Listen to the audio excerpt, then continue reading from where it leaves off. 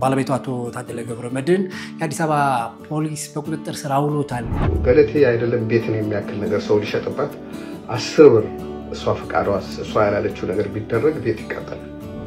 አሁንም ፍትህ ለገለቴ እኛ ወንድማችን እየደጎም ነው እንደሚኖር ነው እናቀው። እጁ ላይ እንደውም ሽጉጥ ሁሉ ተገኝቶበታል።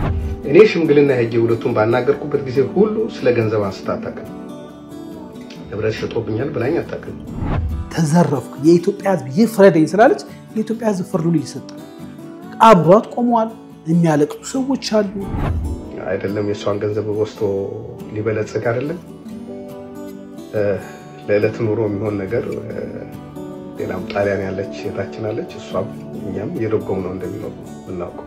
የሟች የቀነኒ አባት አቶ አዱኛ ዋቆ ልጄን ለሁለተኛ ጊዜ ነው የገደሏት ብለዋል። የገለቴ ቡርቃ ባለቤት የእህቴ ልጅ ነው፣ በእኛ ድጎማ ነው እስካሁንም ድረስ ያለው። አንድ ሰው ሊሸከማቸው የሚችለው አይደለም። እንደውም ወንድማችን ባለማበዱ ነው እኛ በጤና በመኖሩ ነው እግዚአብሔር የምናመሰግነው። ባሉት 15 ቀናት ክስ መመስረት ግዴታ አለበት በኢትዮጵያ ሕግ ማለት ነው። ይሁን እንጂ አቃቤ ሕግ ይሄንን አላደረገም። አይደለም ንብረቷ ሊወሰድባት እቃ ካስቀመጠችበት ወንበር ላይ አንስቶ ሌላ ቦታ ማስቀመጥም አደጋ ያመጣል። ወንዶችን አትሌቶችን በማደን በጋብቻ በፍቅረኛ ሙድ ይገቡና ዘርፎ ደግሞ ሌላ ህይወት የሚኖሩ አሉ። አሁን የሚኖረው ኑሮም ከኑሮ በታች የሆነ ነገር ነው። በጣም እየተሰቃየ ነው የሚኖረው። የሞዴል ቀነኒ ሐውልት ጋር ሄዶ ጧፍ ይዞ ከወዳጆቹ ጋር ሀዘኑን እየገለጸ እንደታየ አይተናልና ከአንድም 2 ጊዜ ለማስታረቅ ሞክሬያለሁ። እንደዚህ እንደሚያረጉ አቅ ነበረ። ከዛ ባሻገር ደግሞ እንግዲህ ከኔ የልጅ ደም የሱ የአርቲስትነት ስም ይበልጣል። በተለያየ ቦታ ታስሯል፣ ተተኩሶበታል። እኔ በጣም እንደው ምን እንደተማርኩ ታውቃለህ? ኢትዮጵያ ግፍና በደል እንደማይቀበል ማሳያ ነው። ያልታሰረበት ፖሊስ ጣቢያ የለም በእውነት ባልሆነ ክስ። ጉዳዩ ጋር በተገናኘ በ50 ሺህ ብር ዋስ እንዲለቀቅ ሆኗል።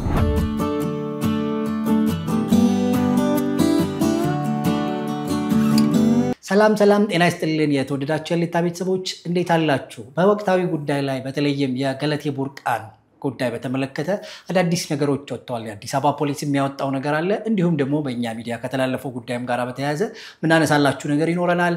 ሌላው ደግሞ የአርቲስት አንዱዓለም ጎሳን መፈታት ምክንያት አድርገን ከሱ ጋር የተገናኙ ነገሮች አሉ፣ አዳዲስ መረጃዎች አሉ። እነሱ ጉዳዮች ነው ልናደርሳችሁ ዛሬ ያለ ነው። ከሱ ሁሉ በፊት ግን አንድ ትዝብቴን ማጋራት ፈልጋለሁ። የቻናላችንን አናሊቲክስ አየ ነው 300 ሺህ ገባል። ለሱ በጣም እናመሰግናለን አብራችሁን ስላላችሁ ስለምትደግፉ። ነገር ግን 76% የሚሆኑ ተመልካቾቻችን ሰብስክራይብ አላረጉም ወይም ደግሞ የኛ ቤተሰብ አይደሉም ማለት ዩቲዩብ። በጣም ነው የሚያሳዝነው። አብራችሁን ስላላችሁ እናመሰግናለን። አሁንም ሰብስክራይብ እያረጋችሁ የደውሏን ምልክት ብትጫኑ ሁሉ ጊዜ ቪዲዮዎቻችን በእናንተ እጅ ይሆናሉ። ላይክ እንዳይረሳ። ክብረት ይስጥልን። ወደ ፕሮግራማችን እንመለስ። እሺ እንዴት አለ? ሰላም እንዴ አለሁልህ። ትናንትና እንግዲህ ከገለቴ ቡርቃ ቤተሰብ ወይም ጓደኛ ከሆነ ሰው ጋር ቃለ መጠይቅ አድርገህ ነበረ እና እንግዲህ በሱ ሳይድ ያለውንም ነገር ሲያቀርብ ነበር እሱ።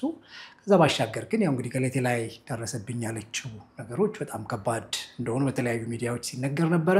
እሱንም አይተናል። እንግዲህ ጉዳዩ ያሳዝናል በእውነት ግን እርግጠኛ ሆነን እንደምታውቀው እንደነዚህ አይነት ነገሮች በህግ ደግሞ መረጋገጥ አለባቸውና ግን ህግ እስኪያረጋግጠው ድረስ ግን እንደ ሰውኛ ግን የተፈጠረውና የሰማነው ነገር ግን ለሁላችን የሚያሳዝን ነበርና ስለዚህ እስቲ ከሱ ጋር በተገናኘ እንግዲህ ካንተ መስራት ጋር ተያይዞ ትንሽ ወገንተኛ ሆነሃል ተብለሃል። ደግሞ እሱ ላይ ምን ሐሳብ አለህ? እና አዲሱን መረጃ ደግሞ እናነሳለን። መልካም እንግዲህ መቼም ገለቴ ቡርቃ ኢትዮጵያ አትሌት ናት፣ የሁላችንም እህት ናት። ሀገራችንን ያኮራች ጀግና ናትና እቺ ልጅ የሁሉ መከራና ግፍ ሲደርስባት በኦፊሻሊ ወጥቶ መረጃውን አናቅም ነበረ። ገመዳሹ ላይ ቀርባ አልቅሳ ከዛ ሰይፉ ፋንታሁን ጉዳዩን ስታቀርበው ሁላችንም ኢትዮጵያኖች ወንድ ሴት ዘር ቋንቋ ሳይለየው አብሯት ቆሟል። በጣም አዝኗል። የተደረገባት በደል የሚያሳዝን ነው። ትላንት በተደጋጋሚ እኛም እንድንሰራው እንደሰማው ኢንተርቪው ላይ በተደጋጋሚ ደም እስከ መሽናት አትሌቶቻችን የሚያመጡት ላብ በላባቸው። አሁን አንዳንድ ሰው ገንዘብ እንዴት ነው የሚያገኝ? በተለያየ ነገር ጠቅጠቅ አድርገው ሊያገኝ ይችላል። እነዚህ ግን ለፍተው ከጅብ ጋር ወጣው ነው ያመጡትና እንግዲህ ባለቤቴ ብላ አብራው የኖረችው ሰው ይሄን በደል አደረሰብኝ ስትል ይሄንን ጉዳይ አውቃለሁ እከታተለው ነበር ያለ ጋዜጠኛ ቴዲ የሚባል ጋብዘን እሱ ነፃ ሐሳብ ጉዳዩን አውቀዋለሁ ብሎ እንግዲህ ብዙ የተናገረውን ያው ዩቲዩብ ላይ ገብተው በደንብ ይዩት። ድጋሚ እኛ ያቀረብነው ያንን በተመለከተ እንጂ በምንም ሁኔታ ነገሩን ምንድነው አንዳንድ ኮሜንቶች ስናይ ያልተገባ ነገር የሚሉ ሰዎች ስላሉ ከዛ ጋር ምንም ግንኙነት የለውም። አሁንም እኛ ጥሪ እናስተላልፋለን ከሷ ቤተሰብ የሃይማኖት አባቶች ስማቸው የተነሱ ራሱ ፓስተር ቸሬ ጉዳዩን ቢሮ ደርሶት እውነት ነው የሚለውን የማጣራት ስራዎች እየሰራን እናቀርባለን እስከመጨረሻ በገለቴ ጉዳይ እንደማንኛውም ኢትዮጵያ አብራን ቆመን መሰረት ደፋር አትሌት መሰረት ደፋር ስለሲሽ አይታቸዋል መግለጫ ሲሰጡ ቁጭቱ የኢትዮጵያ ህዝብ እኔ በጣም ምን እንደተማርኩ ታውቃለህ ኢትዮጵያ ህዝብ ግፍና በደል እንደማይቀበል ማሳያ ነው። በቃ ሁሉም በአለም ዙሪያ ያሉ አብሯት ቆሟል። እቺ ልጅ ግን ለብዙ ጊዜ ብቻዋን ነበረች ማለት ነው። የሁሉ ነገር ሲዘረፍባት የሁሉ ነገር ሲወሰድባት ሰው ያላት እስከማይመስል ድረስ ሆኗል። አሁን እንግዲህ የተለያዩ መረጃዎች እየወጡ ነው። የጆኒ በኋላ ታነብልናል እኔ እናንተ ስቱዲዮ እስከምንገባ ድረስ የሚወጡ መረጃዎች አሉ። እየተከታተለን በገለቴ ጉዳይ ሀሌታ ሚዲያ ትኩስና ወቅታዊ መረጃ ያልተሰሙ መረጃዎች ይዘን መጣለን። በዚህ አጋጣሚ የተለያዩ እንግዶች እያዘጋጀው ነው ጆኒ በሷ ጉዳይ ላይ ትኩረት አድርገው የሚሰሩ አብሯት የነበሩ አትሌቶች ጠበቃዎች የተለያዩ ባለሙያዎች አዘጋጅተን ደግሞ መተን ትክክለኛና ሚዛኑን የጠበቀ መረጃ ማቅረባችንን እንቀጥላለን። እንግዲህ የትላንቱ ኢንተርቪው ውሏችን ይሄን ይመስላል እንጂ የተለየ የለም። አሁንም ፍትህ ለገለቴ እውነት ነው። እንግዲህ ተሽ እንዳልከው ነው ፍትህ ማግኘት ያለበት ሁሉ ማግኘት እንዳለበት እናምናለን። እንግዲህ ፍትህ ደግሞ የሚረጋገጠው በሰዎች አይደለም። የተከበረ ፍርድ ቤት አለ ህግ አለ። ስለዚህ ህግ የያዘው ነገር ስለሆነ ህግ ደግሞ በጊዜው እንዲያሳውቀን እናስባለን። ከዛ ባሻገር ከሱ ጋር በተገናኘ የሚወጡትንም ነገሮች እናነሳለን። ምናልባት ትናንትና ማታ አንድ ሲዘዋወር የነበረ ነገር ነበረ። ባለቤቱ አቶ ታደለ ገብረመድህን የአዲስ አበባ ፖሊስ በቁጥጥር ስር አውሎታል የሚል መረጃ በጣም እንደውም ግማሽ ራቁትን ሆኖ እጁ ላይ እንደውም ሽጉጥ ሁሉ ተገኝቶበታል የሚል መረጃ አብሮ ኖሮ በጣም ትልልቅ በመነላቸው ሶሻል ሚዲያዎች ሁሉ ሲዘዋወር ነበር። ይሁን እንጂ ይሄ ነገር ልክ አይደለም ተብሎ ቲክቫ ኢትዮጵያ ግራ ገባን። እኔም ጧት ላይ ነው ያዩት ማንንም ኢትዮጵያ እንደሚያው የተለያዩ አማራጭ ላይ እጁን ወደ ኋላ የታሰረሰው ከዚህ በላይ ወራቁትን የሆነ ሰው ባለቤቷ ተያዘ ምናምን ሁሉም ሰው ደስ ብሎት አሁን ደግሞ አይ አልተያዘም ፖሊስ ንጋ የለም ያለ እነዚህ ጉዳዮች ማጣራት ይፈልጋሉ እንዲሁኛ ለማቅረብ የተለያዩ ሚዲያዎች ላይ ነውና ዲቴል ትክክለኛው መረጃ አጣርተን እጃችን ላይ መረጃው እንደደረሰ ደግሞ እናቀርባለንና አሁን ከህግ የሚያመልጥ የለም። በነገራችን ላይ አንዳንድ ሰዎች አደገኛ ወንጀል ሰርተው ከሀገር ስለኮበለሉ ራሱ የሚያመልጡ የሚመስላቸው አሉ። አሁን እንደዛ አይነት ዘመን አይደለም። ውጭም ሀገር ያለ መንግስት ወንጀለኛን ይሸከማል ማለት አይደለም። አለ መስራት በአግባቡ መሄድ ነውና በርግጠኛ ይሄ ባለቤቷ እንግዲህ ከሷ ጋር ችግር ያለበት ሰው በህግ አግባብ በህግ ፍትህን የሚያገኝበት መድረክ ያለ ይመስለኛልና ይሄ ምንድነው መረጃን ማዛባት ነገር ታያለ። ያንን ነገር ማን እንደሚሰራው ራሱ በደንብ ያስተዋውቃልና ብዙ ጉዳዮችን ያዘ ጉዳይ ስለሆነ እንግዲህ እጃችን ላይ የደረሰው መረጃ ስለሚል ነው ተይዟል ተብሎ ነበር።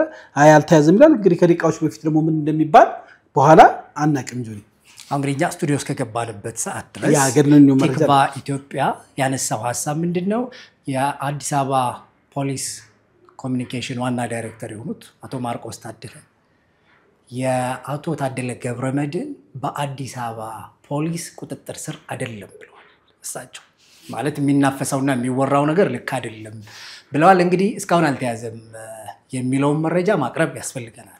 ማለት ያየነው የተረጋገጠ ነገር እስካሁን እሱ ነው። ግን ቅድም እንዳልከው እንግዲህ በህግ ዳኝነት ማግኘት እንዳለበት ሁሉ ነገር እናምናለን። ስለዚህ ከሱ ጋር በተገናኘ እንግዲህ የሚሆኑትን ነገሮች እንጠብቃለን። ምናልባት ግን ሌላ የተነሳው ነገር ትናንትና አመሻሽ ላይ ከዚህ በፊት በአዲስ አበባ ፖሊስ ውስጥ የነበረ አንድ ሰው ዘመድ መሆኑን ተናግሮ የገለቴ ቡርቃ ባለቤት የእህቴ ልጅ ነው በእኛ ድጎማ ነው እስካሁንም ድረስ ያለው እንጂ የሚባለው ነገር እሱ ሰርቋል ዘርፏል የሚባለው ነገር ልክ አይደለም የሚል ደግሞ መረጃም ሰምተናል ትናንትና አመሻሽ ላይ። ሰላም ጤና ይስጥልኝ እንደምናችሁ ደህና ናችሁ ወይ? ሁሉ መልካም ነው? ዛሬ በሶሻል ሚዲያ ላይ በአትሌት ገለቴ ቡርቃና በባለቤቷ በነበረው ታደለ ገብረመድህን መካከል የተፈጠረውን ነገር የሚያሳዩ ብዙ አይነት ዘገባዎች አይቻለሁ። ሴፉ ፋንታውን ላይ አይቻለሁ፣ በኦሮሚያ ዜናዎች ላይ አይቻለሁ። ሁሉም አክቲቪስት በሚባል ደረጃ በዚህ ጉዳይ ላይ ሀሳብ እየሰጠ ነው። በቀጥታም በተዘዋዋሪ ደግሞ እኔም ስሜ ከዛ ጋር እየተነሳ ስለሆነ አንዳንድ ትንሽ ማብራሪያ ለመስጠት ፈልጌ ነው። የራሱን ነገር ሲናገር መረጋጋት አለበት። ልክ ሌላ ጊዜ እንደማወራው አይደለም ማወራቸው። በተረጋጋ መንገድ እኔ ማቀውን እውነታ ማስረዳቸዋለሁ። እህታችን አትሌት ገለቴ ቡርቃ የኔ ቤተሰብ ከሆነ ሰው ጋር ትዳር የመሰረቱት በሚሊኒየም ነው።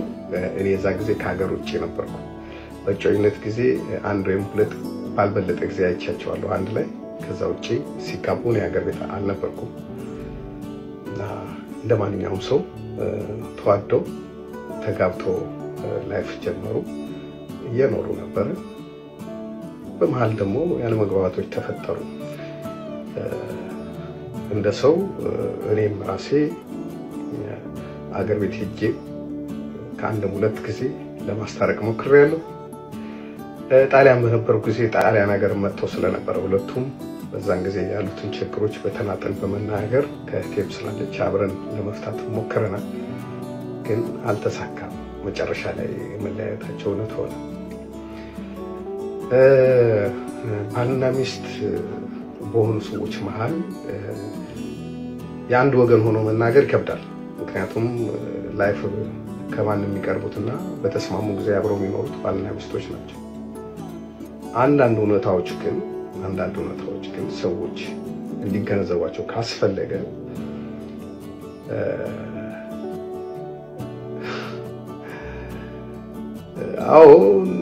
እሱ ታክሲ ነበር የሚሰራው በፊት ሲገናኙ።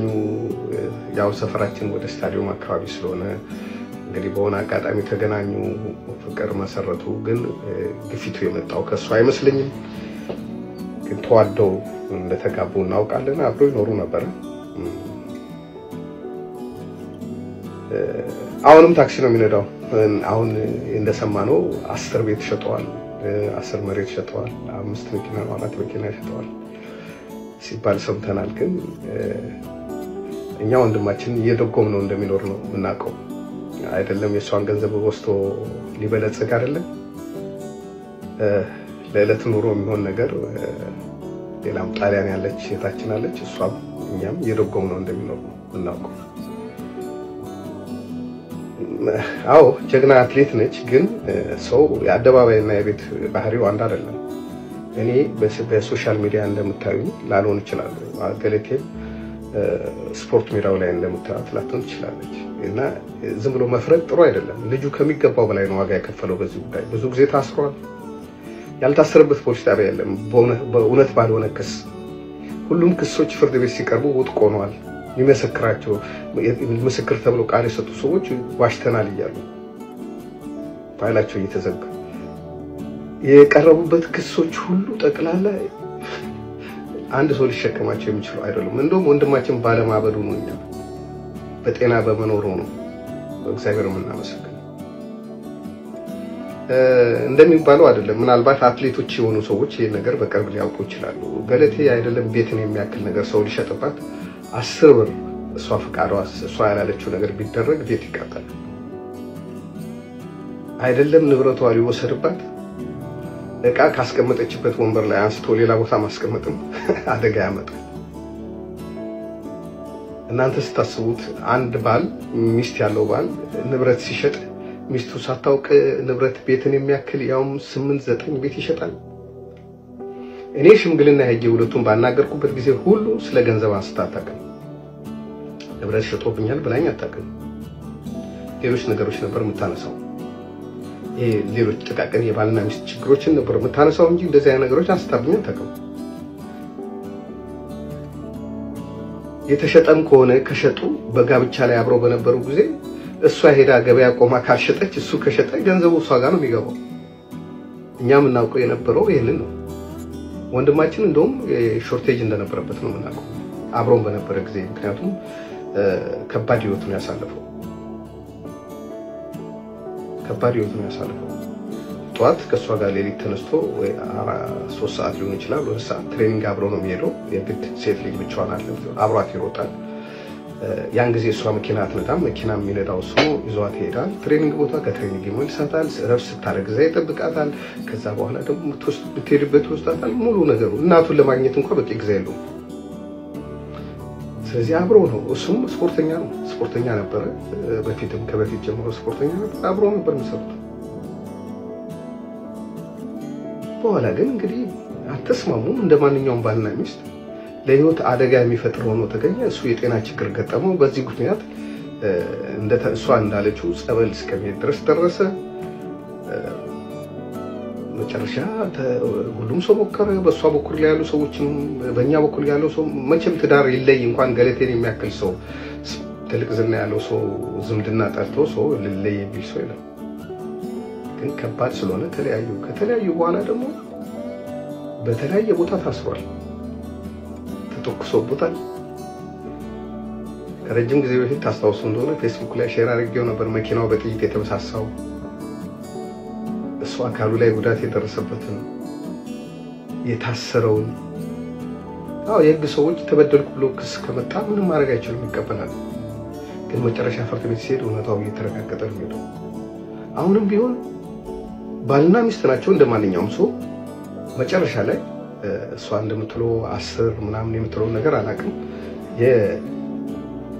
እንደ ባልና ሚስት በጋራ ያፈሩትን ነገር ፍርድ ቤት የመጨረሻ ውሳኔ እሱ ነው። ሁሉም መንገድ ሄደው ያለፉት 7 እና 8 ዓመት በክርክር የቆዩት የሽምግልና ተሞክሯል። የፍርድ ቤት ጉዳዮች በተለያዩ ፍርድ ቤቶች ከታችኛው ፍርድ ቤት እስከ ላይኛው ፍርድ ቤት ድረስ ታይቷል። እና እሱ ምን ስለሆነ ነው እሷ ለሱ የሚፈርዱለት? እሱስ ቢሆን ደስተኛ ሆኖ ነው የተፈረደውን ነገር አይደለም። ግን ፍርድ ከተሰጠ ፍርድ ተሰጠ እንጂ አንድ ሰው በአንድ ሀገር የሚኖር ሰው የሆነ ሰው አትሌት ስለሆነ፣ የሆነ ሰው አናጢ ስለሆነ፣ የሆነ ሰው ገበሬ ስለሆነ፣ የሆነ ሰው ፓይለት ስለሆነ እኮ አይቀየርም። የተሰራ ወንጀል ካለ በወንጀሉ ይጠየቃል ሰው እንጂ ሁሉም ነገር ተሞከረ፣ ተከሰሰ፣ ታየም ተባለ። ሰውየው ጥፋተኛ ሆኖ አልተገኘም፣ ግን ብዙ ዋጋ ከፍሏል። አሁን የሚኖረው ኑሮም ከኑሮ በታች የሆነ ነገር ነው። በጣም እየተሰቃየ ነው የሚኖረው። አሁን የመጨረሻ ካርድ መዘዘቻ። አሁን ሶሻል ሚዲያው እየተቀባበለው ነው፣ ሚዲያው እየተቀባበለው። ያ ሰው ዜጋ አይደለም እንዴ? የሁለቱም ሰዎች ሳይሰሙ ሰዎች ለመብረድ ለምን ይቸኩላሉ?